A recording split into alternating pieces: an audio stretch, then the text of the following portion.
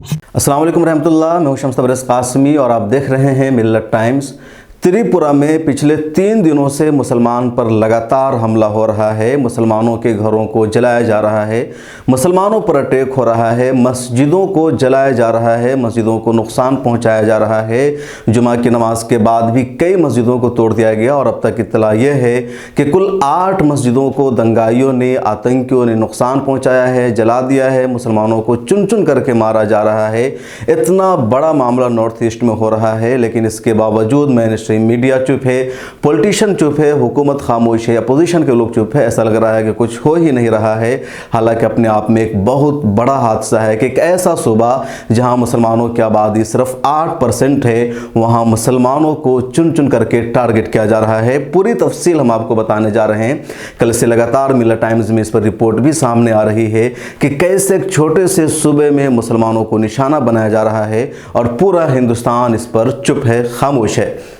Tripura north east में एक छोटा सा स्टेट्स है। भारत के तमाम सूबों में वो तीसरा सबसे छोटा सूबा कहलाता है। उसका जो कुल रकबा है सिर्फ 10 किलोमीटर का है और वहाँ की कुल आबादी 36 लाख की आबादी है। हिंदू वहाँ मेजॉरिटी में है, यानी 90% से भी ज़्यादा है। 8% वहाँ मुसलमानों की आबादी है।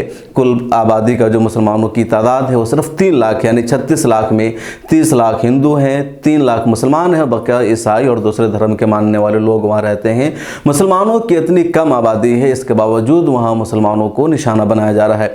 वजह क्या है कि जुमेरात को वहाँ 13 शिद्दत पसंद हिंदू तंजीमों ने एक रैली निकाली थी। उस रैली में उन्होंने बांग्लादेश में हुए वायलेशन का प्रोटेस्ट किया था, उसके खिलाफ एहतजाज किया था। आपको मालूम है कि बांग्लादेश में पहले कुरान करीम की बेहुरमती की गई, दुर्गा माँ पर कुरान करीम को रखा गया। उसके रद्द अमल में मुसलमानों ने मंदिरों पर हमला कर दिया और 6 लोग उसमें मर गए, कई लोग ज़ख्मी हुए। उसके बाद बांग्लादेश की सरकार ने कार्रवाई की। खुद शेख हसीना जो बांग्लादेश की प्राइम मिनिस्टर है, उन्होंने एक मंदिर के पूजा में वीडियो कॉन्फ्रेंसिंग के जरिए शिरकत भी की और गिरफ्तारी का ऐलान किया। और अब तक 400 से ज़्यादा मुसलमान बांग्लादेश में गिरफ्तार हो चुके हैं मंदिरों पर हमला करने के इल्ज़ाम में या माइनॉरिटीज़ को नुकसान पहुँचाने के इल्ज़ाम में। और हिंदुस्तान भर और दुनिया भर के मुसलमानों ने बांग्लादेश में जो कुछ हुआ उस पर अफसोस का इजहार किया, उसे इस्लाम के ख़िलाफ़ बताया, शरीयत के ख़िलाफ़ बताया और कहा जिन लोगों ने बांग्लादेश की माइनॉरिटीज़ यानी हिंदुओं पर हमला किया है उन्होंने इस्लामी तालीमात के ख़िलाफ़ किया है, लॉ एंड ऑर्डर के ख़िलाफ़ किया है, कानून को हाथ मिलाने की कोशिश की है और इसकी किसी भी सूरत में इजाज़त नहीं दी जा सकती। खुद हिंदुस्तान के मुसलमानों ने, यहाँ की मिल्ली तंजीमों ने खुल करके मुखालफत की।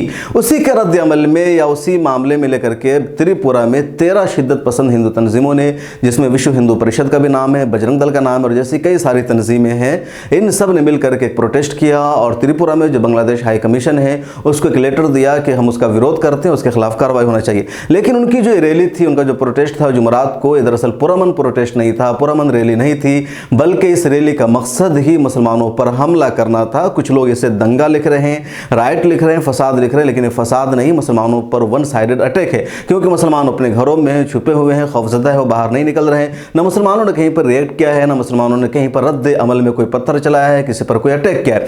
तो एक तरफा तौर पर मुसलमानों पर त्रिपुरा में 13 ऑर्गेनाइजेशन ने मिल करके हमला किया। पहले दिन मुसलमानों के घरों को तोड़ा गया, कुछ मस्जिदों को जलाया गया। जब मुसलमानों ने कोई रिएक्शन नहीं दिया तो कल होकर के दोबारा यानी जुमा की नमाज थी 22 अक्टूबर को और जुमा की नमाज से पहले, जुमा की नमाज के बाद भी मुसलमानों के घरों पर इन लोगों ने हमला किया, मस्जिदों को तोड़ दिया, मस्जिदों को जला दिया। मुसलमानों ने कई इलाकों में जुमा की नमाज तक अदा नहीं की। कोयला, अगरतला और दूसरे कई सारे इलाके हैं जहां एक एक करके मुसलमानों पर इन लोगों ने हमला कर दिया। अब्दुल बासित खान वहां के एक जाने माने चेहरा हैं, उनके घर पर भी इन लोगों ने हमला किया। हालांकि अब तक किसी के मरने की इत्तला नहीं है, लेकिन इतना बड़ा मामला हो गया। और सबसे शर्मनाक बात यह है कि वहाँ की एडमिनिस्ट्रेशन ने अभी तक गिरफ्तारी नहीं की, एक्शन नहीं लिया है, बल्कि सिर्फ दफ़ा 144 नाफिज कर दिया है। 3 दिनों से त्रिपुरा में इतना बड़ा नंगा नाच रचा जा रहा है। इस सब का रिएक्शन क्या है कि बांग्लादेश में गलत हुआ, माइनॉरिटीज पर अटैक हुआ, लेकिन बांग्लादेश की सरकार ने 400 से ज़्यादा लोगों को इसी मामले में गिरफ्तार किया है। त्रिपुरा में इतना बड़ा मामला हो गया है, अभी तक किसी एक की गिरफ्तारी अमल में नहीं आई है। आखिर ऐसा क्यों? बांग्लादेश में माइनॉरिटीज पर हमला हुआ तो वहाँ की सरकार ने चिंता जताई। शेख हसीना ने खुद आकर के शिरकत की, खुल करके तकरीर की और कहा कि हम किसी को नहीं बख्शेंगे, हमारे मुल्क का माहौल ख़राब किया जा रहा है। भारत में माइनॉरिटीज़ पर हमला हो रहा है, ना भी ना इससे पहले कभी किसी मामले में वज़ीर आज़म साहब बोलते हैं, ना होम मिनिस्टर बोलते हैं, ना कोई और बोलते हैं, ना पोजीशन के लीडर भी खुल करके बात करते हैं। सब लोग चुपचाप हो जाते हैं। आखिर ऐसा क्यों? बांग्लादेश में अगर माइनॉरिटीज़ की फ़िक्र है तो भारत की माइनॉरिटीज़ की फ़िक्र क्यों नहीं है? अफसोस की बात यह है कि जो लोग ट्विटर पर इस मुद्दे को उठा रहे हैं, त्रिपुरा के वाक़े पर अफसोस का इजहार कर रहे हैं, इसे आतंकवादी करार दे रहे हैं ऐसे लोगों को, वो लोग उसे भी हिंदुत्व का मुखालिफ बता रहे हैं, उसके ख़िलाफ़ हंगामा कर रहे हैं, हैशटैग चला रहे हैं, उन्हें ट्रोल कर रहे हैं। यानी सच लिखने की भी इजाज़त नहीं दी जा रही है, या मुसलमानों पर हो रहे जुल्म को जो लोग उठाने की कोशिश करते हैं उन्हें भी लगातार ट्रोल किया जा रहा है। ये भारत की सूरत हाल बन चुकी है। बांग्लादेश में जो कुछ हुआ, दुनिया भर ने जब उसकी मजम्मत की, तो सवाल यह है कि फिर हिंदुस्तान में क्यों हो रहा है? और शायद हिंदुस्तान में इसी तरह लगातार होने वाले तशद्दुद का, मुसलमानों के खिलाफ अटैक का बांग्लादेश में असर था, जैसा कि वहाँ की प्राइम मिनिस्टर शेख हसीना का कहना है। शेख हसीना ने वीडियो कॉन्फ्रेंसिंग के जरिए जब एक मंदिर के पूजा में शिरकत की, दुर्गा पूजा के मौका पर 16 अक्टूबर का ये मामला है, तो उन्होंने सीधे सीधे भारत पर आरोप लगा दिया था, भारत को मुर्द इल्ज़ाम ठहराया था और कहा था भारत में मुसलमानों के खिलाफ हमले होते हैं, भारत में मॉब लिंचिंग होती है, भारत में वायलेंस होता है और भारत की सरकार वहां एक्शन नहीं लेती है, कार्रवाई नहीं करती है, भारत में माइनॉरिटीज को, अक़लियतों को तहफ़्फ़ुज़ फराहम नहीं किया जाता है, जिसकी वजह से बांग्लादेश के हिंदुओं को मुश्किलात का सामना करना पड़ रहा है। भारत की सरकार को सोचने की ज़रूरत है, समझने की ज़रूरत है कि क्यों उस पर ऐसे सवाल उठ रहे हैं और क्यों वो अपनी जिम्मेदारी निभाने में नाकाम है। बांग्लादेश में जब हुआ और बांग्लादेश की सरकार ने गिरफ्तारी का सिलसिला शुरू किया, फ़ौरन कार्रवाई की, तो यहाँ की वजारत खारजा की तरफ से एक अप्रिसिएशन लेटर जारी किया गया, अप्रिशिएट किया गया कि बांग्लादेश की सरकार ने अच्छा काम किया है, मुजरिमों के खिलाफ फ़ौरन कार्रवाई की है।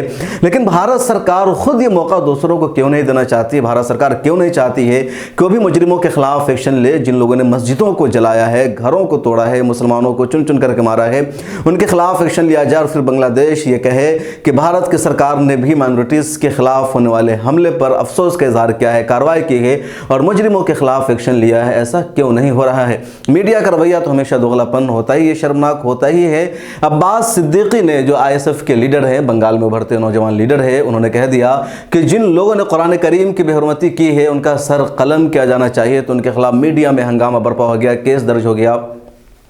हालांकि अब्बास सिद्दीकी ने यह भी कहा था कि माइनॉरिटीज़ पर बांग्लादेश में हमला गलत हुआ है, लेकिन यहाँ लगातार माइनॉरिटीज़ पर हमला हुआ है तो सब लोग चुप है, कोई बोलने की हिम्मत नहीं कर रहा है। त्रिपुरा की जो सूरत हाल है वो फ़िलहाल बहुत ख़राब है और जब तक मुजरिमों के खिलाफ कार्रवाई नहीं हो जाती है, ऐसे भी एक ऐसा स्टेट जो बिल्कुल किनारे में है, उसकी सरहदें तीन तरफ से नॉर्थ और वेस्ट में बांग्लादेश से मिलती है, इधर मिज़ोरम और आसाम से मिलती है, वहाँ किसी के रसाई नहीं है, जल्दी लोगों का पहुँचना नहीं होता है।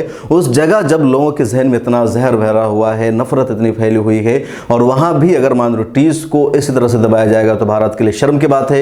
सरकार को चाहिए कि फौरी तौर पर एक्शन ले, सेंटर इस पूरे मामले पर तवज्जो दे।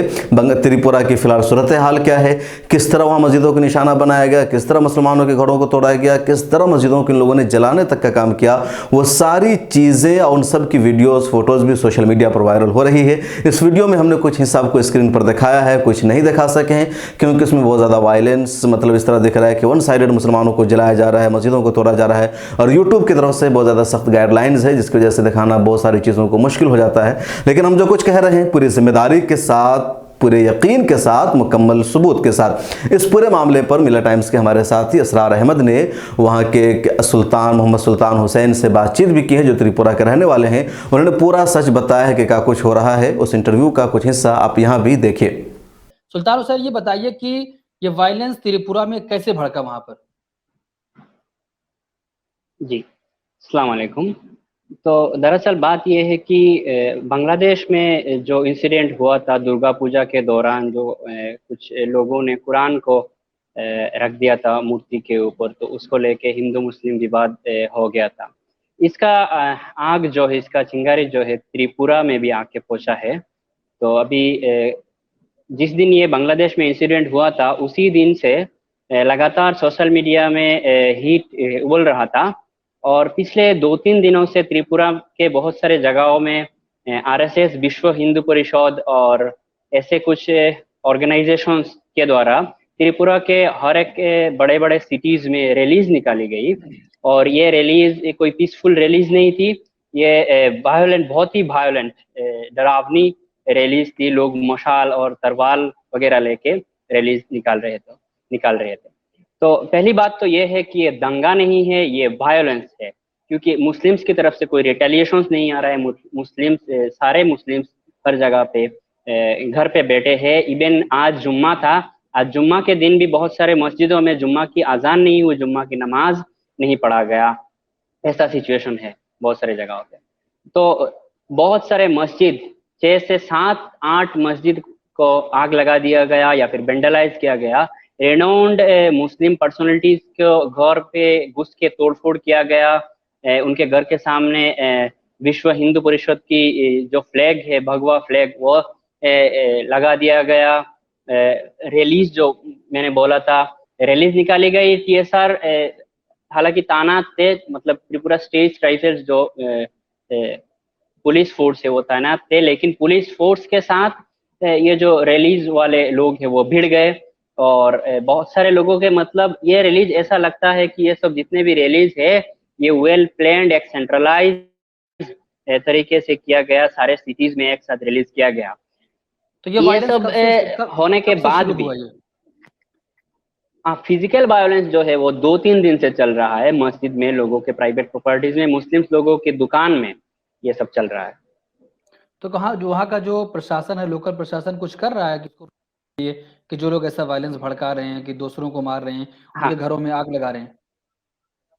हाँ, कुछ जगह पे प्रशासन से 144 जारी किया है, कुछ जगह पे रोकने में कामयाब रही है, और मैक्सिमम जगह पे प्रशासन से उनको रोकने में कामयाब नहीं है, क्योंकि उनको लगता है वो प्रशासन के ऊपर है और उनका जो पहुंच है वो मिनिस्टर्स लेवल तक की पहुंच है, CM लेवल तक की पहुंच है। आज जो कोयला शहर बोल के एक जगह है, वहां पे बीजेपी के एक MLA ने रैलीज निकाली। पहले एक मस्जिद पे जाके तोड़फोड़ किया, वहां पे उनका झंडा फहराया, इसके बाद दूसरे मस्जिद पे जाके तोड़फोड़ किया, आग लगाया। ये सब आज की इंसिडेंट है, थोड़ी देर पहले की इंसिडेंट है।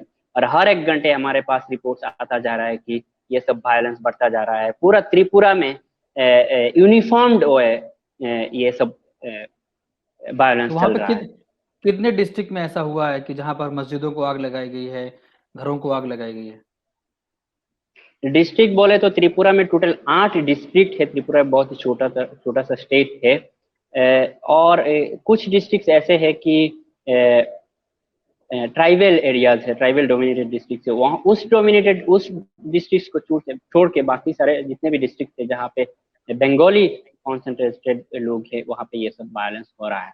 हमारी वीडियोस देखने के लिए बेहद शुक्रिया। मिल्लत टाइम्स की खबरें पढ़ने, सुनने और देखने के लिए गूगल प्ले स्टोर से ऐप डाउनलोड करें। यहां आप उंगली की क्लिक में पढ़ सकते हैं 4 ज़बानों में न्यूज़, उर्दू, हिंदी, अंग्रेजी, बांग्ला। आप ऐप पर मिल्लत टाइम्स की वीडियोस भी देख सकते हैं। अगर आप YouTube पर देख रहे हैं तो रेड बटन को दबाकर चैनल को सब्सक्राइब करें और बेल आइकन ज़रूर दबाएं। फेसबुक पर देख रहे हैं तो पेज को लाइक और फॉलो ज़रूर करें। ट्विटर और इंस्टाग्राम पर भी मिल्लत टाइम्स को फॉलो करें। मिल्लत टाइम्स की स्टोरीज हासिल करने के लिए टेलीग्राम और व्हाट्सएप पर बराह रास्त हमारे साथ जुड़ सकते हैं। हमारे काम से आप मुतमईन हैं तो इसे जारी रखने और मजबूत बनाने के लिए हमें सपोर्ट करें। स्क्रीन पर दिख रहे और डिस्क्रिप्शन में दिए गए अकाउंट नंबर पर मिल्लत टाइम्स को अपनी रकम भेज सकते हैं। अगर आपके इलाके का कोई मामला है, आपकी मसाइल को मीडिया में जगह नहीं दी जा रही है, तो हमें ईमेल करें या व्हाट्सएप पर मैसेज करें। हम उठाएंगे आपकी आवाज़। मिल्लत टाइम्स मतलब मजलूमों की आवाज़, नफरत के खिलाफ जंग, फर्जी खबरों से निजात। www.millattimes.com